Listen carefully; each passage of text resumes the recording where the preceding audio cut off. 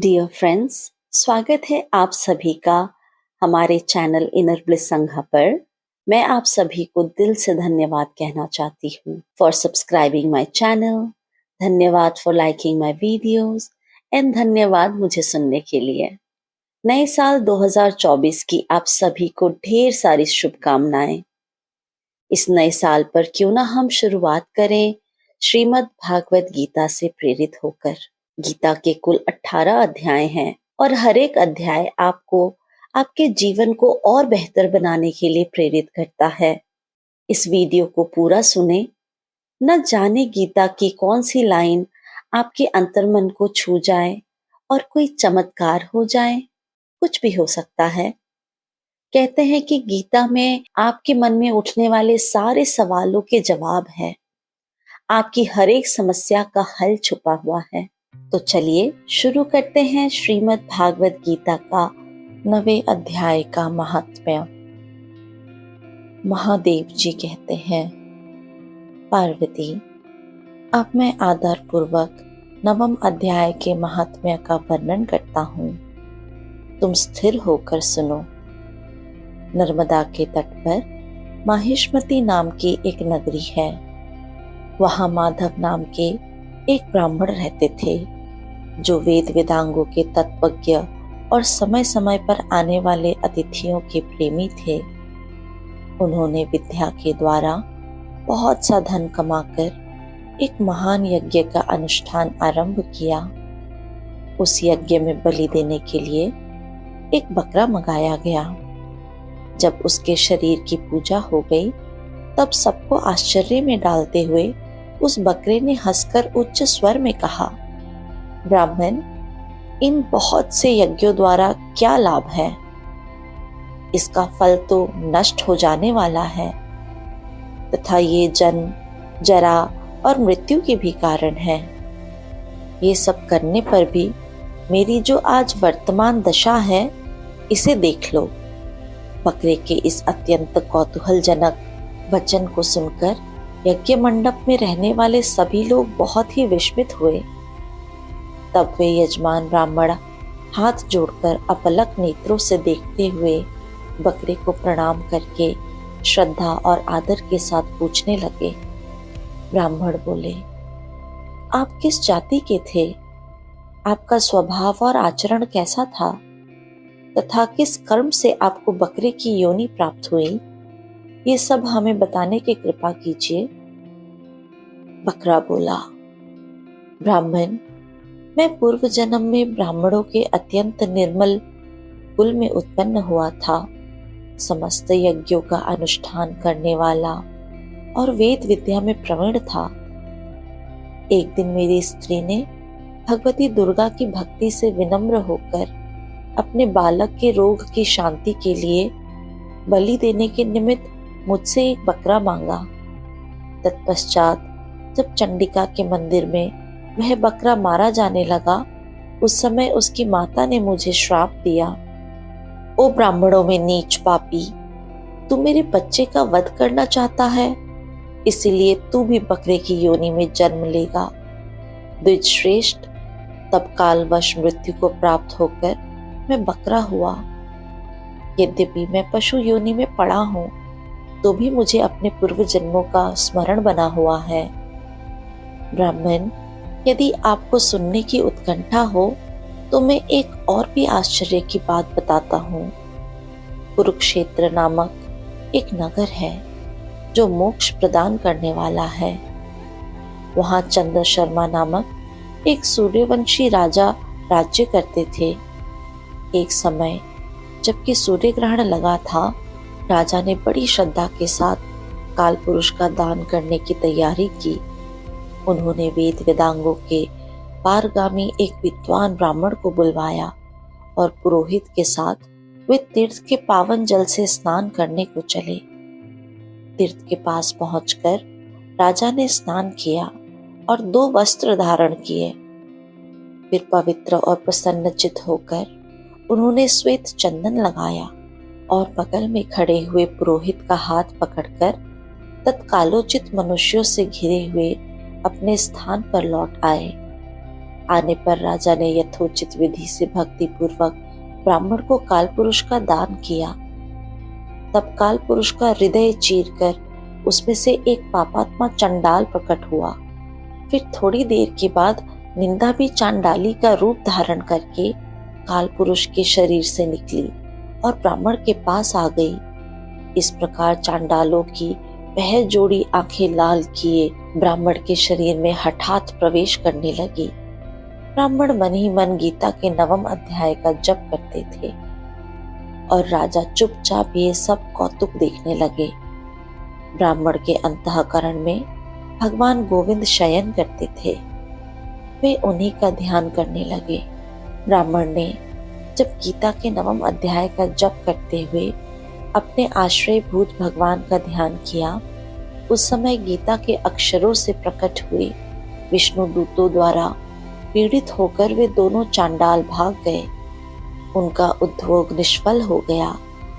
इस प्रकार इस घटना को प्रत्यक्ष देखकर राजा के नेत्र आश्चर्य से चकित हो उठे।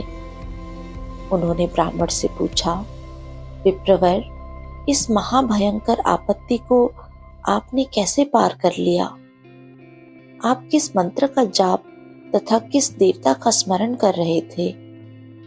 वह पुरुष तथा स्त्री कौन थी? वे दोनों कैसे उपस्थित हुए? फिर वे शांत कैसे हो गए?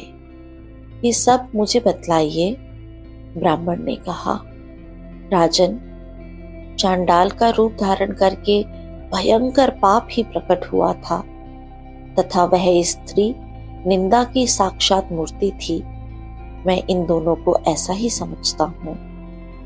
उस समय मैं गीता के 9वें अध्याय के मंत्रों की माला जप रहा था। उसी का महात्म्य है कि सारा संकट दूर हो गया। वहीं पते मैं नित्य ही गीता के 9वें अध्याय का जप करता हूँ। उसी के प्रभाव से प्रतिग्रज जनित आपत्तियों के पार हो सका हूँ।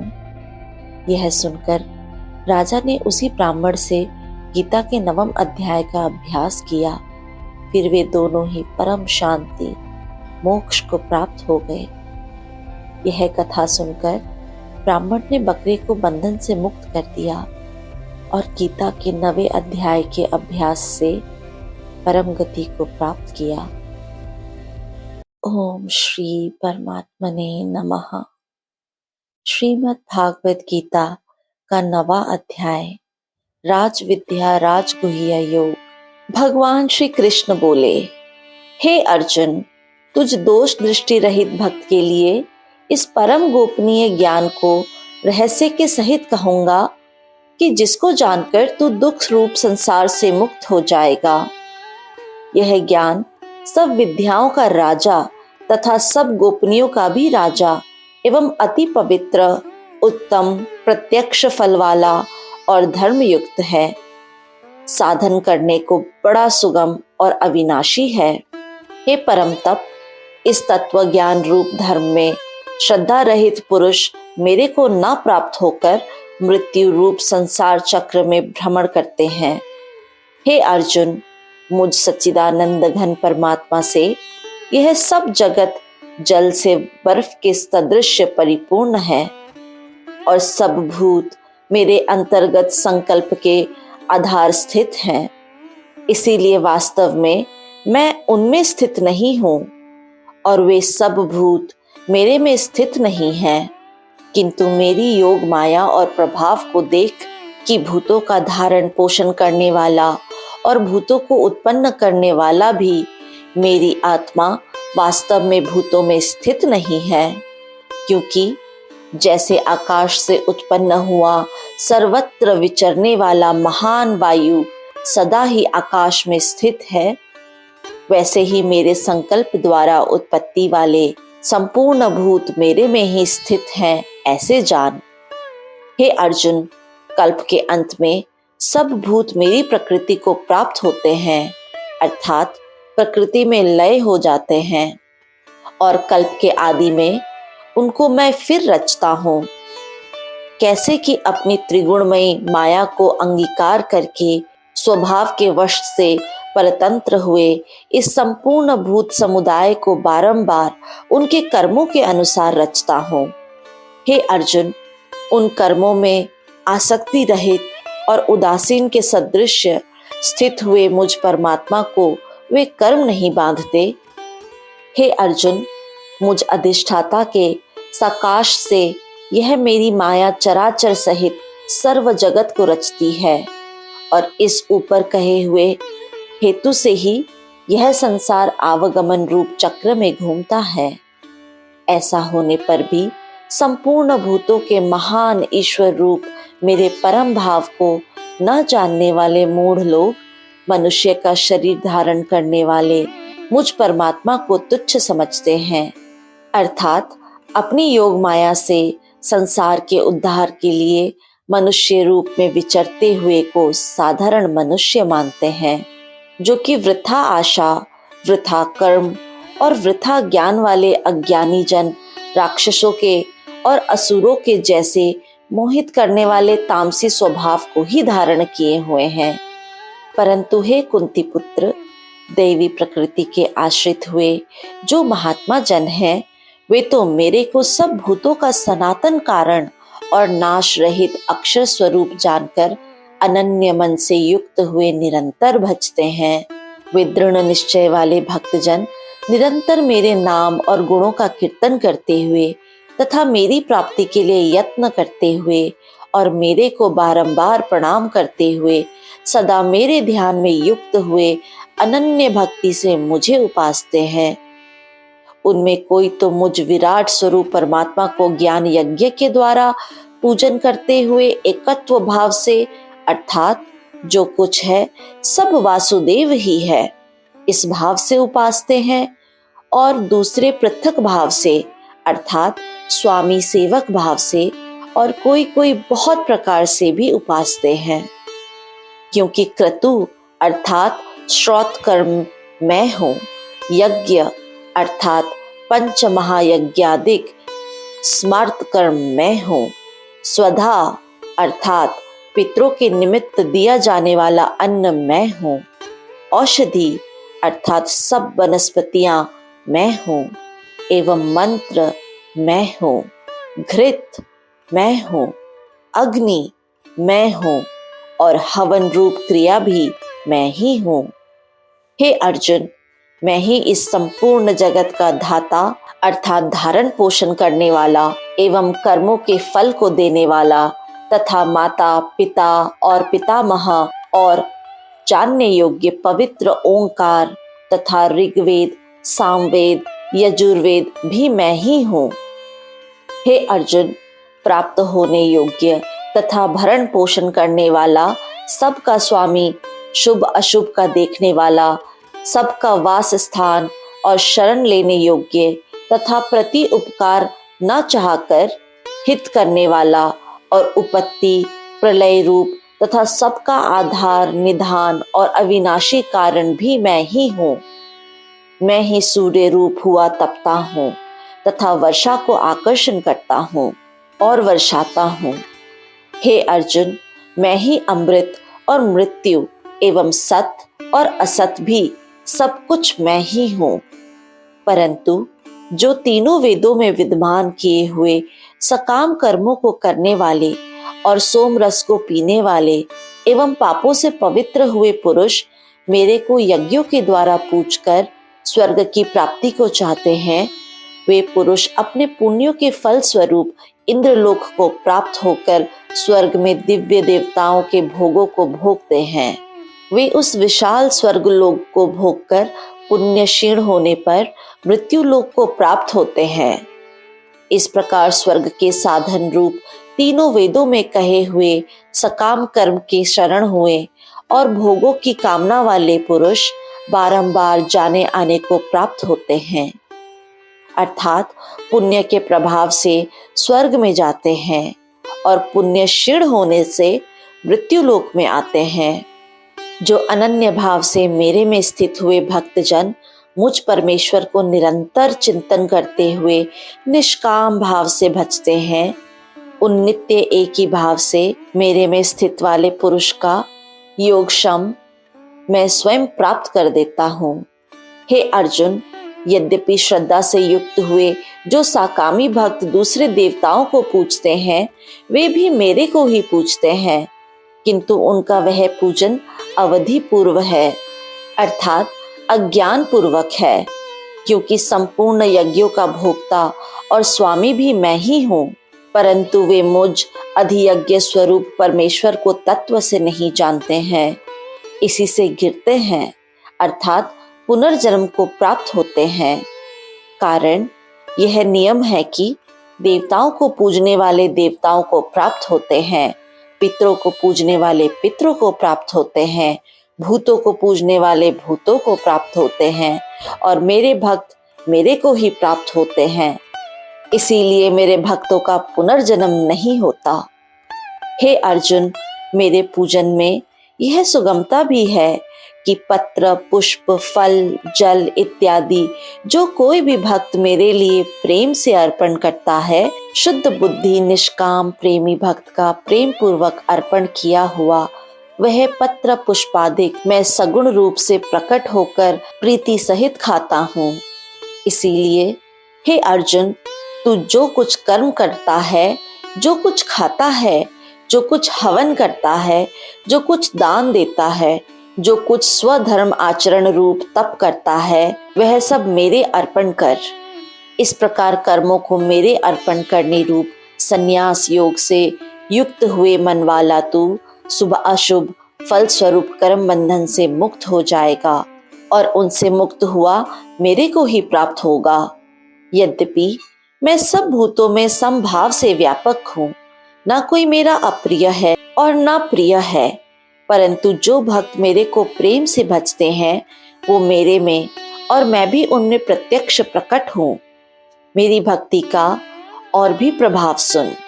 यदि कोई अतिशय दुराचारी भी अनन्य भाव से मेरा भक्त हुआ मेरे को निरंतर भजता है, वह साधु ही मानने योग्य है, क्योंकि वह यथार्थ निश्चय वाला है, अर्थात उसने भली प्रकार निश्चय कर लिया है कि परमेश्वर के भजन के समान अन्य कुछ भी नहीं है। इसीलिए वह शीघ्र ही धर्मात्मा हो जाता है और सदा रहने वाली परम शांति को प्राप्त होता है।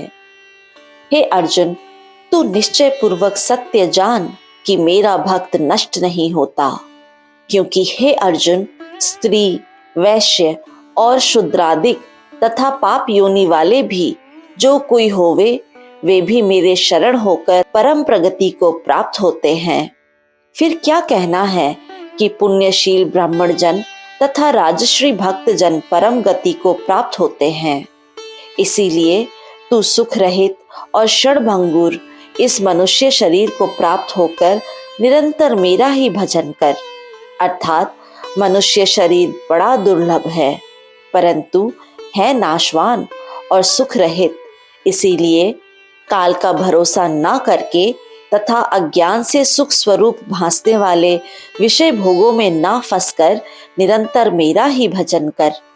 केवल मुझ सच्चिदानंद घन वासुदेव परमात्मा में ही अनन्य प्रेम से नित्य निरंतर अचल मन वाला हो और मुझ परमेश्वर को ही श्रद्धा प्रेम सहित निष्काम भाव से नाम, गुण और प्रभाव के श्रवण, कीर्तन, मनन और पठन पाठन द्वारा निरंतर भजने वाला हो तथा मुझ शंख, चक्र, गदा, पद्म और किरीट, कुंडल आदि भूषणों से युक्त पीतांबर, वनमाला और कौस्तुभ मणिधारी विष्णु का मन, वाणी और शरीर के द्वारा सर्वस्व अर्पण करके अतिशय श्रद्धा, भक्ति और प्रेम से विहलता पूर्वक पूजन करने वाला हो और मुझ सर्वशक्तिमान, विभूति, बल, ऐश्वर्य, माधुर्य, गंभीरता, उदारता, वात्सल्य और सुहृदयता आदि गुणों से संपन्न सबके आश्रय रूप वासुदेव को विनय भाव पूर्वक भक्ति सहित साष्टांग दंडवत प्रणाम कर। इस प्रकार मेरे शरण हुआ तू आत्मा को मेरे में एक ही भाव करके मेरे को ही प्राप्त होगा। श्रीमद् भागवत गीता का 9वां अध्याय राज विद्या राजगुह्य योग संपूर्ण। इस ऑडियो वीडियो को सुनने के लिए आपका बहुत बहुत धन्यवाद। श्री हरि आपकी रक्षा करें और आपको सद्गति प्रदान करे।